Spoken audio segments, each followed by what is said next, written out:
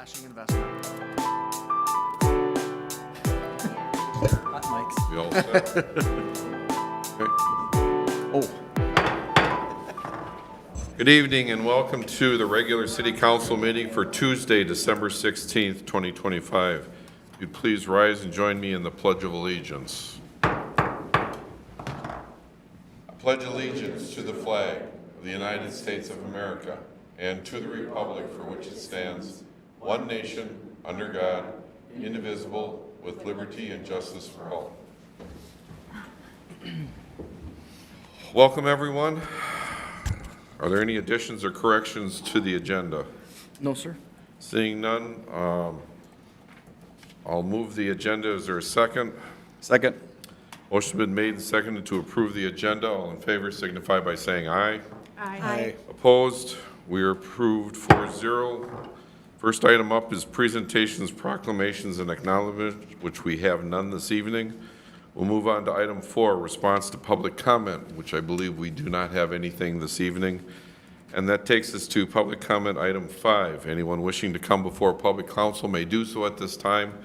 Please state your name, address, and limit your comments to 3 minutes or less. The floor is open.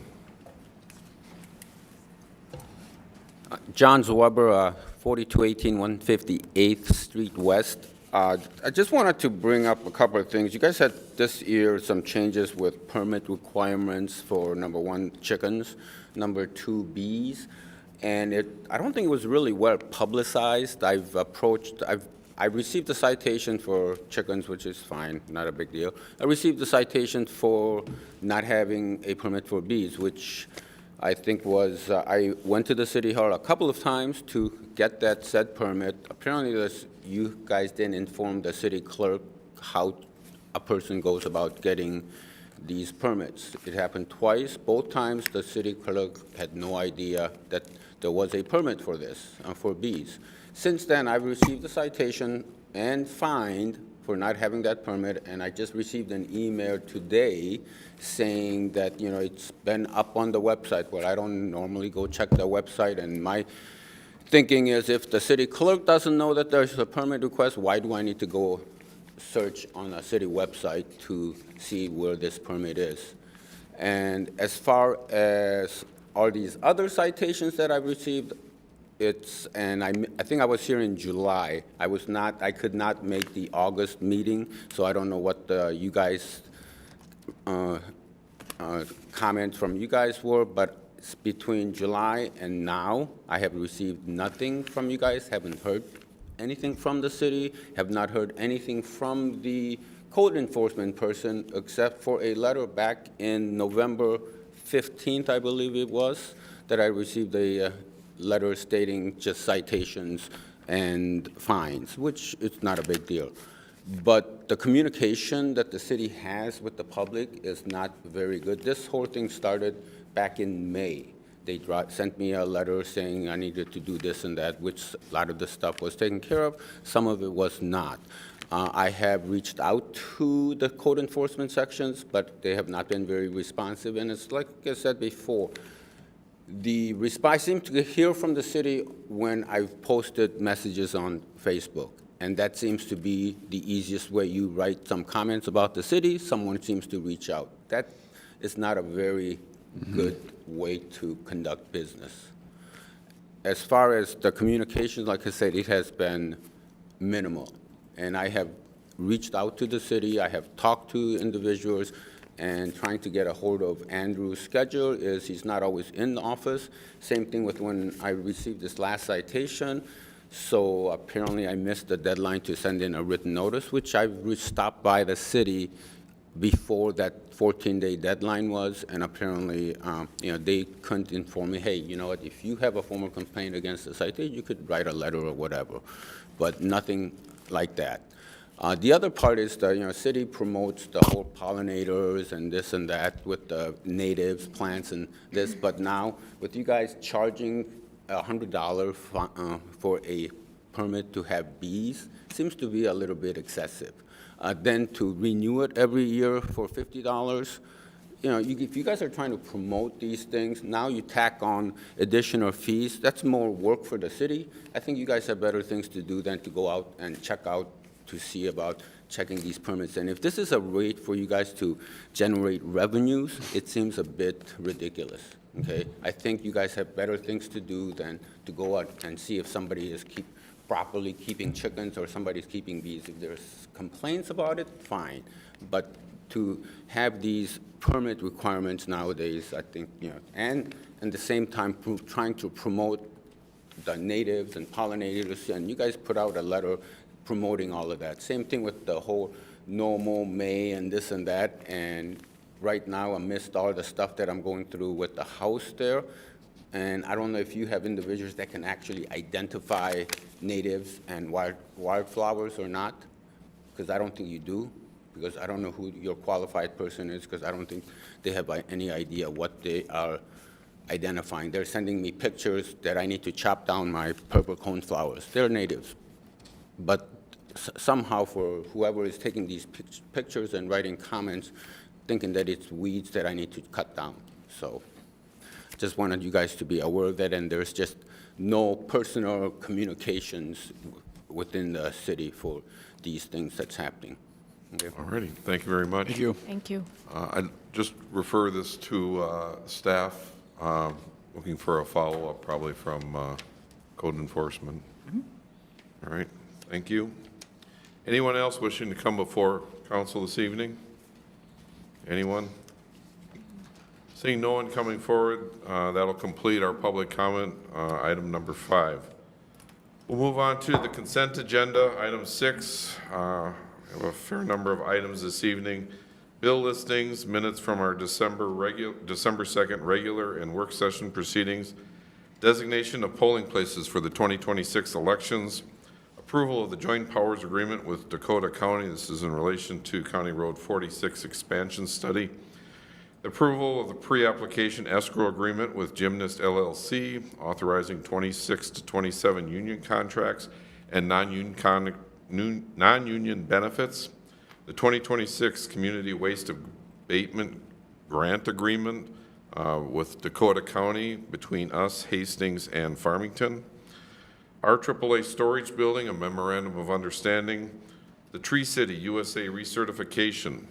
Accepting improvements, Tullamore 2 and 4, accepting Amber Fields additions 2, 3, 11, 4, 9, 5, 10, and accepting improvements at Amber Fields 8th edition. And a request by Fratelloni Companies for renewal of its small-scale mineral extraction permit for 2026 and 27. And with that, open up to council if they would wish to pull any items for further discussion or comment. F, please. F as in Frank. 6F, Okay. I. 6I. All right. Can I have a motion then of approval of the consent agenda items A through Q with F and I pulled for further discussion? So moved. Second. I have a motion by Essler, second by Klimpel. Roll, please. Essler? Aye. Aye. Aye. Weisenthal? Aye. Bresky? Aye. Consent agenda is approved 4-0. We'll pull up item 6F, the approval pre-application escrow agreement with Gymnast LLC. With that, who is going to take that? Mr. Egger can take it, sir. Okay. Sure, Mayor, Council, this agreement in question it's really kind of become a little bit of a standard practice that we've had with larger scale exploratory development projects. In this case, this is the land on the north side of County Road 42 opposite of where the ongoing data center project is located. The entity that's exploring that is the same one who is currently under construction right now. I think it's been publicized in the media and various places, the purchase of the land in that area in recent times. So beginning conversations with them about impacts to infrastructure and so forth. And we don't have an application in hand yet for this. So there's anything but a sure thing about it. But what we do is we're asked to do a lot of analysis work to try to help developers find their way and come to a point of making decisions for their projects. So in essence, the city gets asked to expend a lot of time or third-party resources to help work through that, and we need a source of payment for the invoices that we then get from third-party consulting engineering firms and what have you. So this agreement, in this case, sets aside $100,000 from Gymnast LLC to provide the funds to help work through those items. Care to expand on that? I think it's great. Okay, and I apologize, I should have turned it over to Councilmember Fresky for why she pulled that item, so I No, apologize for that. No problem at all. I just wanted to pull this for transparency with our community because it is about a data center, and I know can be sensitivity for it. So it's just all about transparency, and making sure people see it. That's all. Maybe a piece I should have added, Mayor, but just I think to that point, Councilmember Fresky, the good news for the community is that this is the city taking the proactive steps to understand the impacts that development has on our system and ensuring that development can be handled within our system. So certainly a proactive and a purposeful move by the city. I think, just to restate it, the developer is paying for all these costs. This isn't city paying for these costs. Correct. They'll deposit $100,000 and that will fund expenses up to that amount. Okay. Any other questions from the rest of council? Comments? Would you like to move the Sure. 6F in the affirmative, please? I'd like to make a motion to approve a pre-application escrow agreement to provide funding for advanced review and engineering planning work on a potential future development project. Second. I have a motion by Fresky, second by Klimple. Roll, please. Klimple, Aye. Weisenthal. Aye. Fresky. Aye. Essler. Aye. Completes item 6F 4-0. We'll move on to 6I, the RAAA storage building, and I'll turn that over to Councilmember Klimple. I just wanted to flag this one for a little bit of visibility for the community. I know several of us have been in leadership positions with Rosemount Area Athletic Association, RAAA, and whether your kids are going to go on to play athletics forever or, like mine, picked dandelions in the corner of a soccer field, RAAA is really one of the very first extracurricular activities that so many children of Rosemount actually participate in. So just wanted to kind of reiterate a little bit of our commitment to the young families of our community. I've been here 18 years. My kids have grown up, but we've got so many more young families moving in, and just wanted to give a chance to feature some of this support and the outstanding work of our Parks and Rec team. So I'll turn it over to Dan Schultz. Thank you, Mr. Mayor and council members. Just a real quick overview of what we're looking at is our AAA has approached the city with a request to consider building a storage facility that they would be able to centralize all of their equipment. Right now, they've got it in multiple locations throughout town.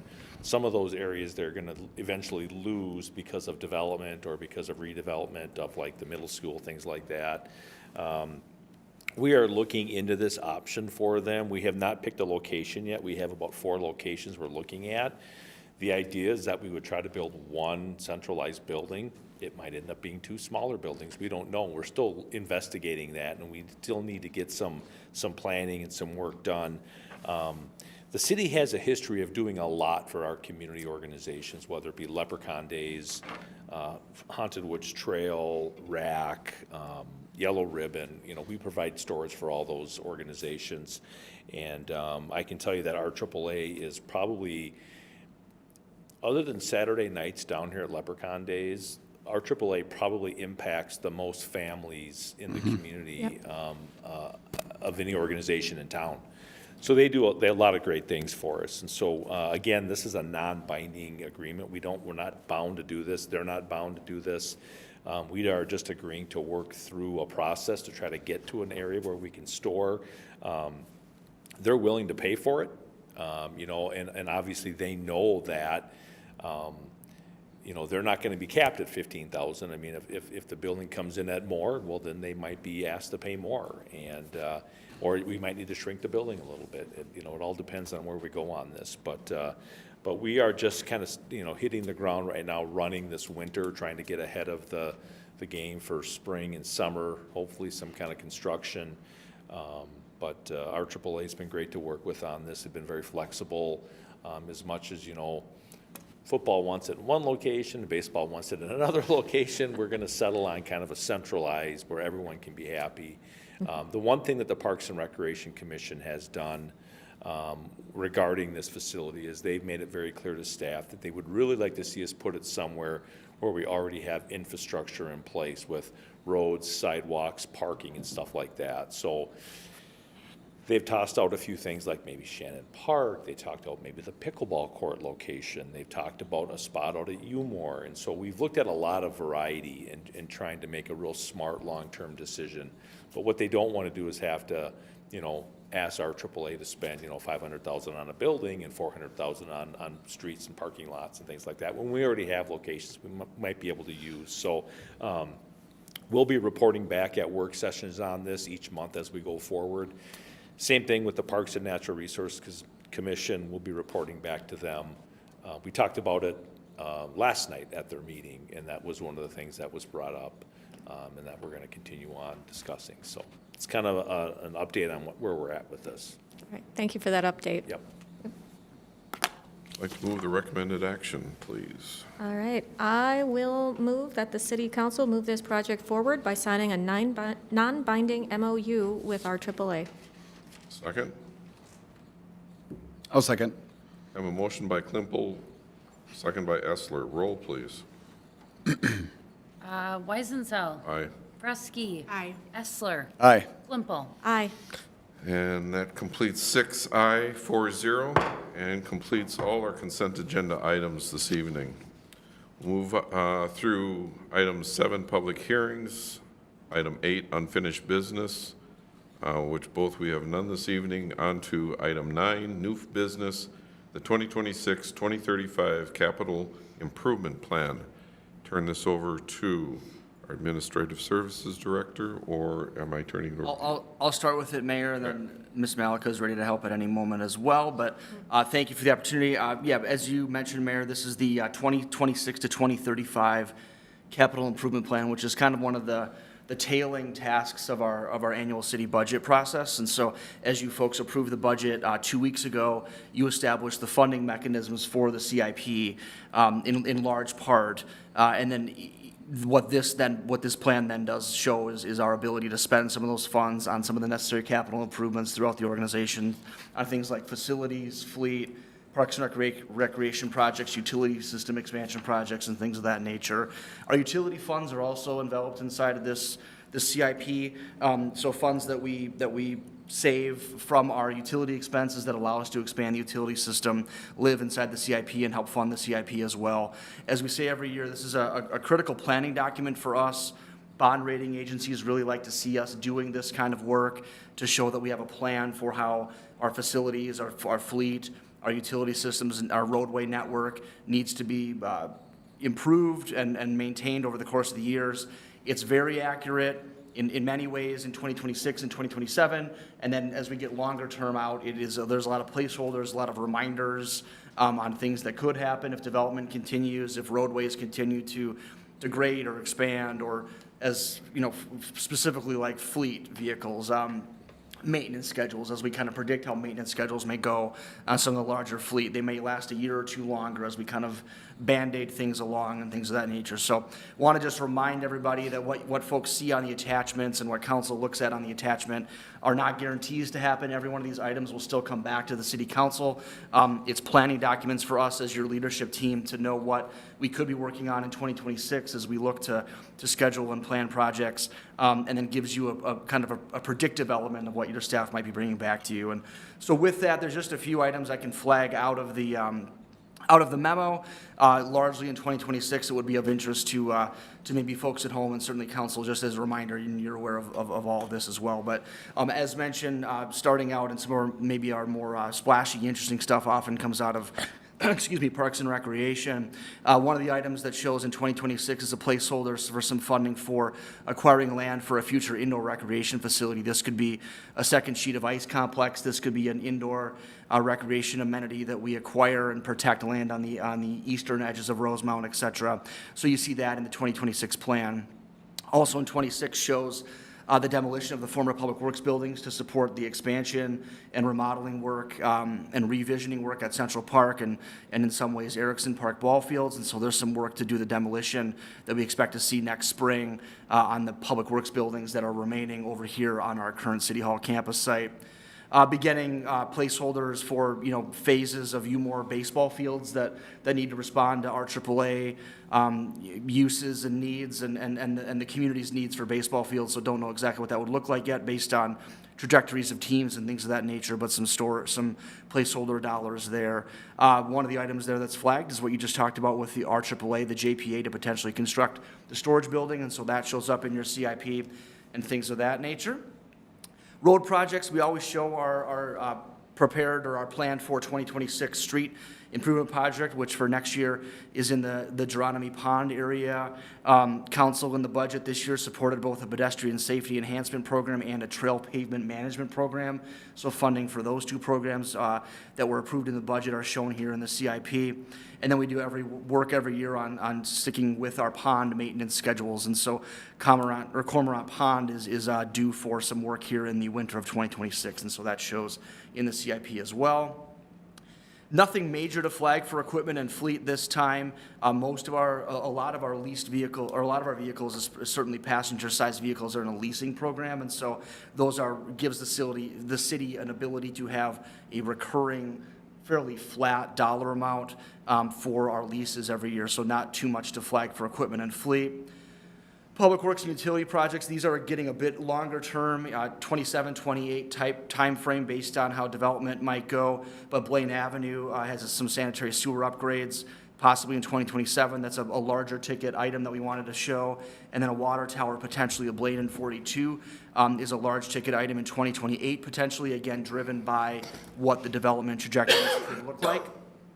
And then lastly, to flag a shorter-term project that is of note to the community is a likely remodel of Fire Station number 2 that will be talked about with the City Council here as part of our goal-setting session and in response to our staffing study as we consider transitioning the fire service model here in the city of Rosemount. So carrying a $3.5 million number in the CIP to potentially do a remodel to Fire Station 2, which would essentially allow and provide for support for the duty crew model that the city would consider, that where day rooms are constructed, where extra rooms for potentially folks that need to sleep at the station could happen, along with bathroom, shower type facilities for folks working 24-hour shifts. So those are kind of the big items that we wanted to flag. Anybody on the team these are their divisions, you want to ask them any questions, are ready to answer any questions. Otherwise, we can turn it back to you. Thank you. Open up to council. Any questions, comments? No. I do have one. I guess I apparently missed it on the items related to the Central Park expansion. We have demolition here, but I'm curious. I thought we were moving forward with some larger portions, and I guess maybe spending is in 2027. I guess I'm looking to Mr. Schultz to speak to that, because I thought that was coming before us. I thought late this year, but early this coming year in 2026. It looks like we have money set aside for Central Park improvements in 2027. I mean, if the council. It looked like it was about 1.2 million I mean, there. if the council wants to push it forward, I mean, that's something we can definitely talk about. I think by the time we get something designed, demoed this, it'll probably be a 2027 project. Okay. But we're definitely making plans to move forward and keep Okay. moving along on it. I guess I was hoping for a little faster Okay. turnaround on that, so we can take that up at our strategic Sure, yeah. thing, is to kind of push that along a little bit, I think. I do got one question. I know over the past few years, we've talked about like water treatment facility, and I know we've done a lot of work to see what we can be doing to mitigate the need to actually do that. Where does that stand currently? Because it's not showing up on here. So what's the plans for that? Yeah, I'll take that one a little bit, council member. We've been doing some data gathering over the last year in trying to understand what our manganese delivered water concentrations are around the city. So we've gone through 6 quarters of monitoring on that, and it was staff's intention to bring that, digest that data, and then bring it back to the council at a work session here in the early part of 2026. Okay. To kind of land the plane, as it were, in terms of determining direction. The need for it? Yeah. Okay. Okay. Maybe, Nick, to add on to that too, just as a reminder, the funding for the potential need for large-scale infrastructure does still get carried in our utility rate model. And so the kind of per 1,000-gallon rate that residents are paying is helping to contribute a savings fund basically for what those could look like. So, yep. Yep. Oh, thank you. Any other questions or comments? Would anyone like to move the recommended action forward, please? I'll make a motion to adopt the attached 10-year capital improvement plan for 2026 through 2035. I'll second. I have a motion by Essler, second by Fresky. Roll, please. Fresky, Aye. Essler, Aye. Klimple, Aye. Weisenthal. Aye. That completes item 9A 40, completes our new business for this evening. We'll move on to announcements. First up, 10A, city staff updates. Mr. Martin. Mayor, I don't think we had much to add tonight. I know you've got some events to call out, and so we can just give the mic right back to you. All righty. Upcoming community calendar. So we have tomorrow, December 17th, our Youth Commission meeting at the Steeple Center from 3:45 to 4:45. And we have a postponed event for this weekend, December 20th, from 10 to 2 p.m. throughout the Rosemont neighborhood. Santa has graciously decided to join our fire department and police. We have Mrs. Claus this year too, Mayor. We have a Mrs. Claus Mrs. this Claus, well, we don't have, we have Mrs. Claus coming, so, yeah, it's a big deal. So it is a big deal. So we waited an extra week and we got. We had to get Mrs. Claus, yeah. And we got Mrs. Claus. So the fire truck will be touring the neighborhoods along with our police officers. They will be collecting food for Community 360s. And we had, I want to say it was about almost 2,000 pounds last year. So looking to increase that amount and for those that are going to need that services. So again, December 20th, 10 to 2, they can follow us on the website, right? Yep, there's a GPS tracker so they can wait inside and stay warm as long as they can until Santa and Mrs. Claus come around the corner, so. Great. Felt warm today, at least. It's, yeah. Much warmer than last Saturday.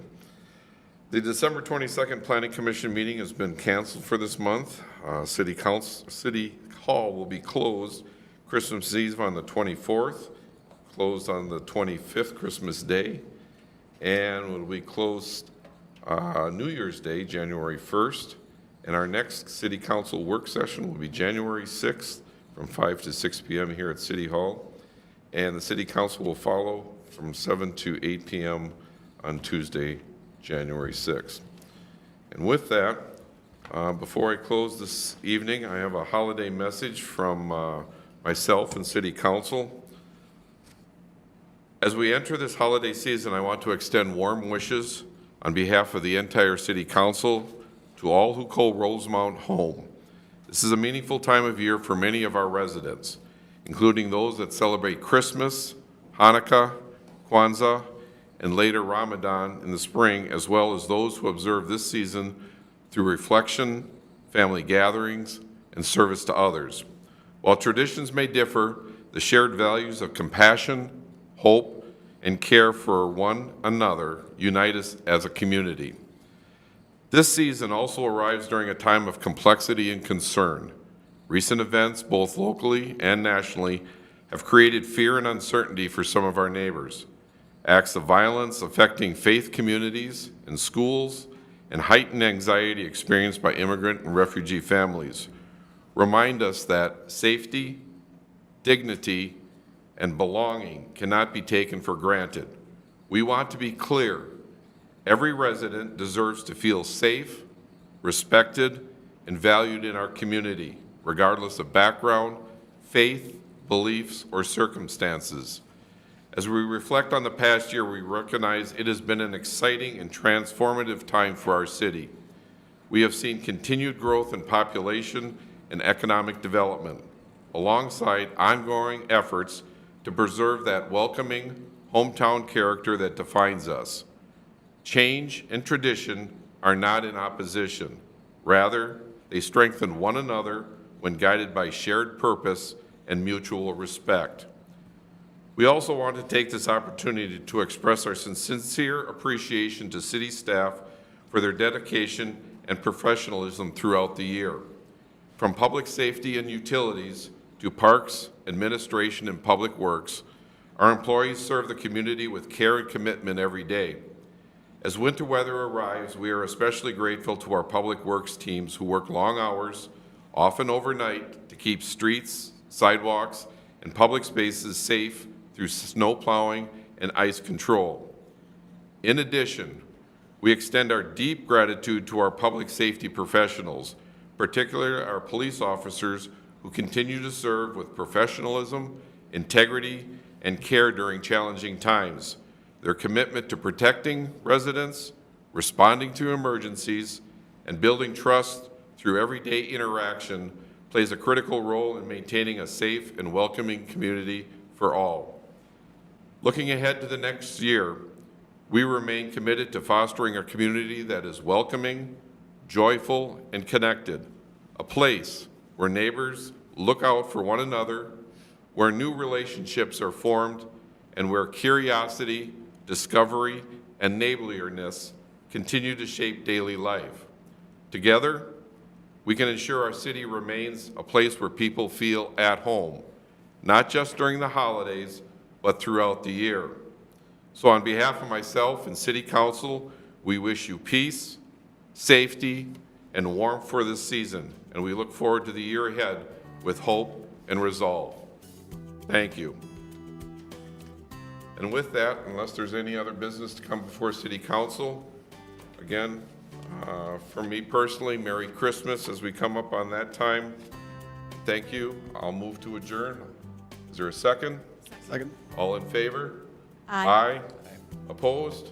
We are adjourned. Thank you.